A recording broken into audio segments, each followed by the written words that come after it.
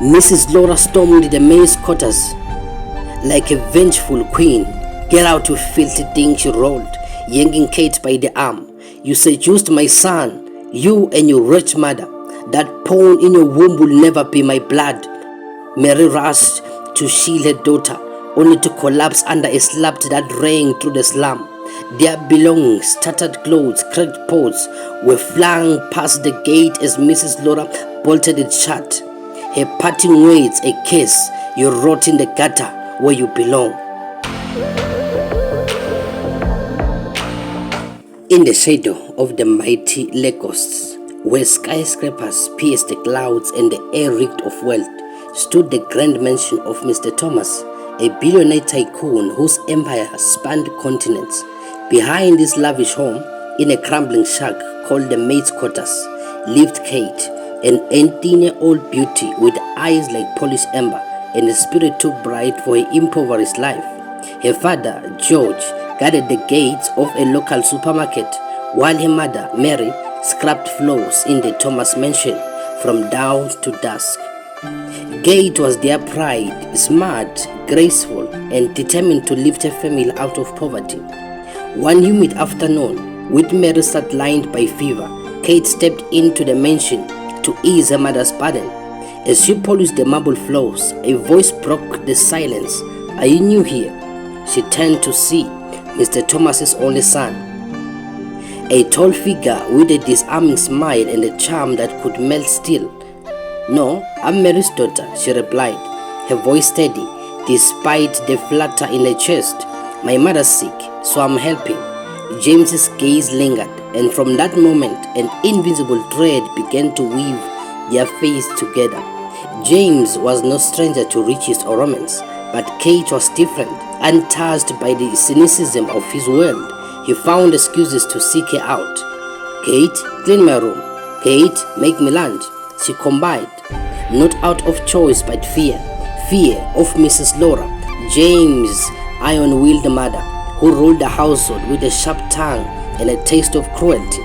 Mrs. Laura loaded the staff, treating them like dirt on her pristine floors, and Kate knew one wrong move could cost her mother's job. Weeks turned to months, and James's playful flirtations grew into something perilous. He followed Kate to the maid's quarters, where the contrast between his crisp suits and a shabby home only fueled his fixation. Their stolen moments, shared laughs over her textbook, secret glances across the mansion, kindled a forbidden love. But Mary saw the spark and shuddered. "Stay away from him," she hissed one night. "Mrs. Laura will destroy us if she finds out." Kate nodded, but her heart had already rebelled. The first twist struck like lightning. Kate missed a period, once, twice, then 3 times. At 18, she knew the truth. She carried James's child. Terrified, she slipped into his room under moonlight, whispering, "I'm pregnant." James's face drained of color, his easy charm replaced by panic. "My parents will kill me," he murmured. "But I love you, Kate. I'll fix this." He promised to face his family, to fight for her, but fate had darker plans. The next day, James gathered his parents in the grand parlor. "I can't marry Sarah. Kate's pregnant. I love her." The room went still. Mr. Thomas's cigar fell, smoldering on the rug, while Mrs. Laura's laughter cut the air like a knife.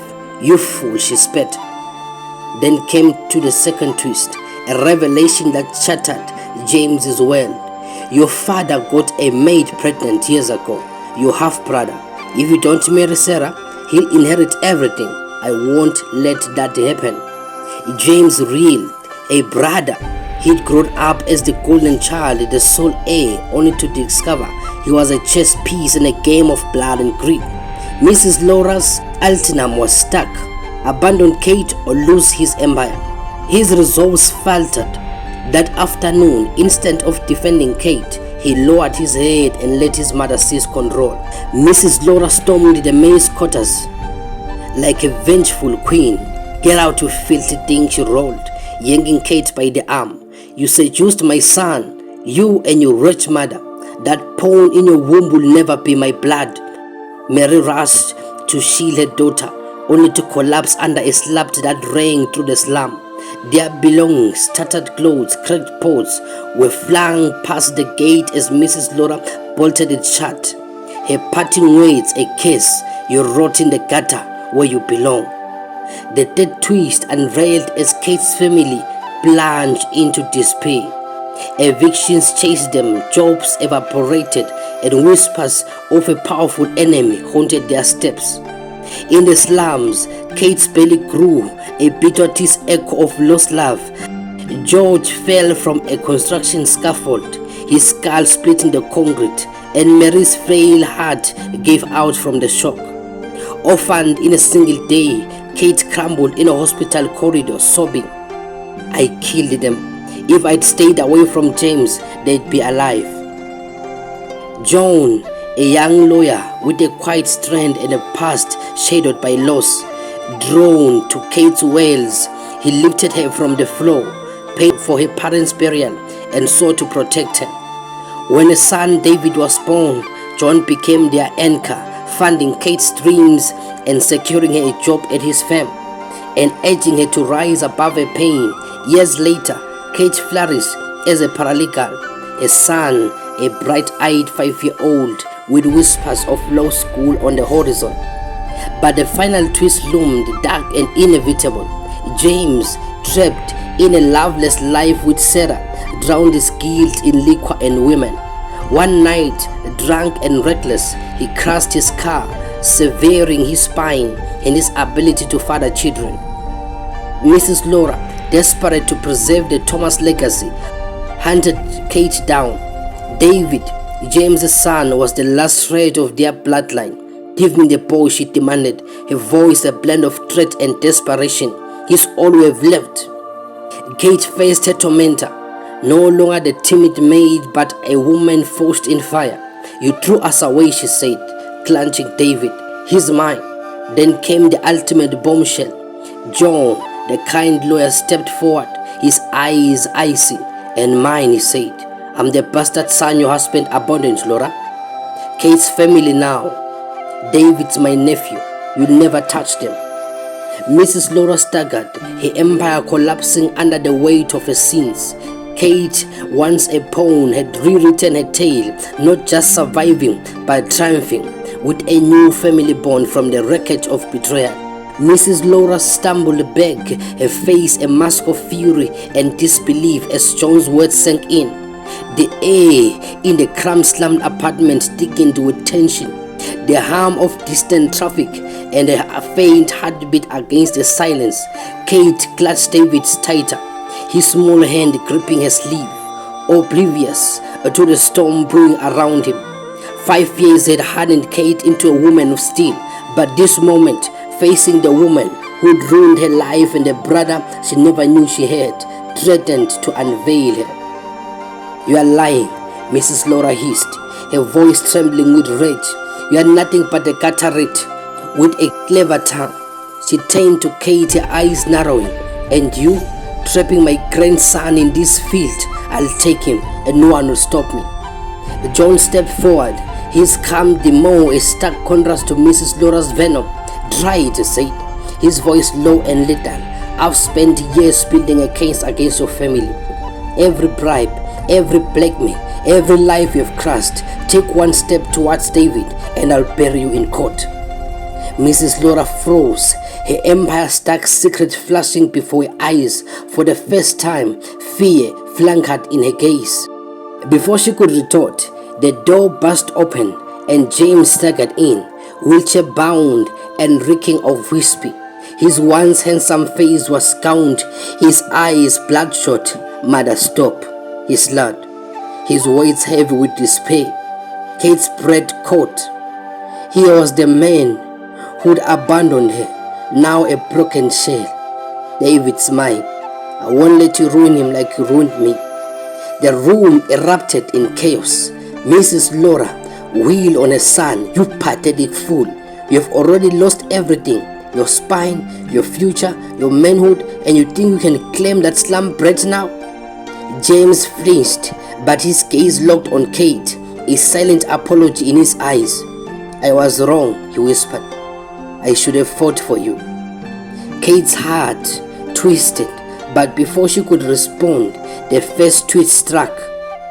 A sharp knock echoed, and a weary man in a cheap suit entered, holding a manila envelope. "John Miller?" he asked, eyeing the lawyer. John nodded. The man handed him the envelope and fled. Inside was the faded photograph, a young Mr. Thomas, arm around the maid, John's mother, cradling a baby. A handwritten note read, "He's the heir, protect him." Attached was DNA evidence proving John's lineage, and a will dated weeks before Mr. Thomas's death, naming John the true successor to the Thomas Empire. Mrs. Lola screamed pierced the air. "No, that's forced." But John's steady gaze silenced her. "It's over, Laura. The company is mine, legally. You've got nothing left." The second twist landed like a thunderclap. The empire she'd fought to preserve for James was never his to inherit. Her schemes, her cruelty, all for nothing. James wheeled closer to Kate, desperation in his voice. "Kate, I can make this right. Let me be part of David's life." But Kate shook her head, her resolve unshaken. "You made your choice years ago. David's mine, and John's family now." James's shoulders slumped, defeat etching deeper into the face. Just as the tension peaked, the third twist unraveled. Sarah, James's wife, strutted in, her designer heels clicking in the cracked floor. Her cold beauty was unchanged, but her smirk held a new edge. "Well, isn't this a charming reunion?" she drawled, tossing a stack of papers on the table. "Divorce papers, James. Signed and filed. I'm done with this circus." She turned to Mrs. Laura. "And you? Your precious company?" "My father's pulling his investment. We are bankrupt by morning." Mrs. Laura clasped her chest, her empire crumbling in real time. Sarah's exit left a vacuum, and in the silence, Kate saw a chance. She faced Mrs. Laura, voice steady. "You took my family once. Now I'm taking yours. David stays with me, and John's claiming what's his. Leave, or I help him expose every dirty secret you have buried." Mrs. Laura's defiance chattered. She fled, a shade of the tyrant she'd been, her threads hollow against the tide of justice. James lingered, staring at David, his son, his loss, before wheeling out into the night alone.